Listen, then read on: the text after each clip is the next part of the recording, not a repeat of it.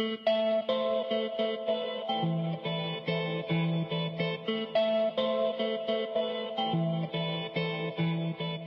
internet in Senegal is kind of growing, I would say. There are only 3 cell phone companies that provide internet, and there is only one company that provides internet housing, internet like Wi-Fi and ADSL. So they give you 2 options. You can either have like a USB that will provide internet so you just connect your USB to your laptop and then you have instant connection to the internet. Some people go for that. I would think if it's not a big household, then they would choose that. But in my case, with my family, we just have internet in the house, we have Wi-Fi. These days, you still get it through your home, but you get it through a different wire, and you can sort of have internet separate from your phone line. So some people don't have phone lines anymore, they would just have internet. We recently only got 4G. There was a weird in between where they sold American phones to Norway, that could access 4G, but we didn't have 4G. So a lot of people were a little bit upset about it. So they had to do something about it, but 4G was not a thing up until 2 years ago, I think.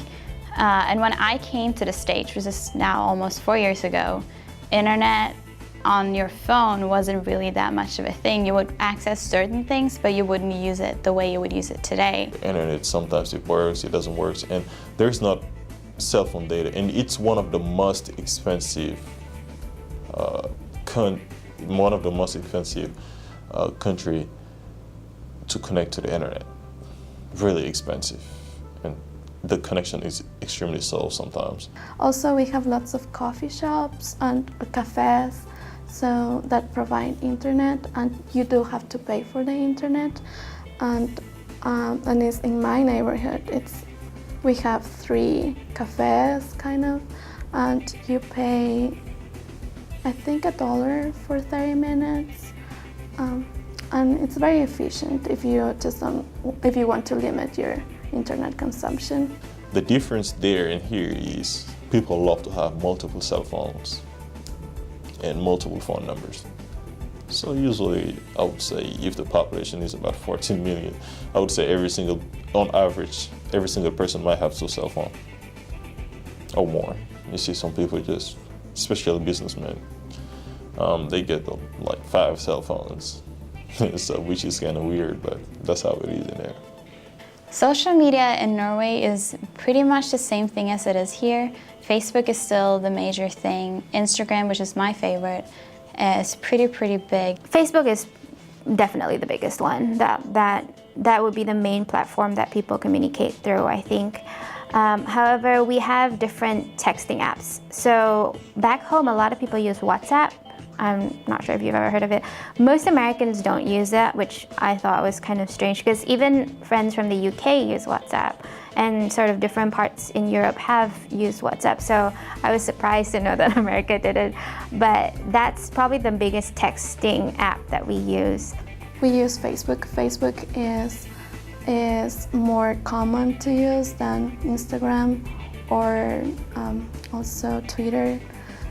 Twitter, I would say Facebook first, then Twitter, and then Instagram. Well, there is not a whole lot in Senegal for the social network, and I think the main one is Facebook. People love to use Facebook. That's just the easiest thing. And Twitter is probably the one that is the most different. We don't use it a whole lot, just because our culture is a little bit different in the sense that we don't like to voice our opinion as much. Twitter is around. It's not, I think, as big as it is here because we don't use it in our other media. So like here, the television hosts use it a lot, whereas back home, not so much. It was surprising to me. Last year I went and not a lot of people were texting. They were using this app, WhatsApp. So apparently it's more efficient because if you just get that data, then you can just text to anyone. WhatsApp is the big app that everybody uses that, and we don't do it in the US as much. Twitter is not really a big deal there for, I would say, everybody, but a lot of people use it. I would say my sister, she uses it all the time. rarely use them. Like the amount of tweets I tweeted, total was probably about 30. Oh, and YouTube. YouTube is probably as big as Facebook, if not bigger right now. And of course YouTube. There's actually a decent Malaysian YouTubing community, but again, probably only Malaysians and surrounding nations watch them because it's very culturally specific, but it's there. Everything that we have is mostly American social media sites. We don't have anything that is specifically Norwegian local social media. That's not really a thing.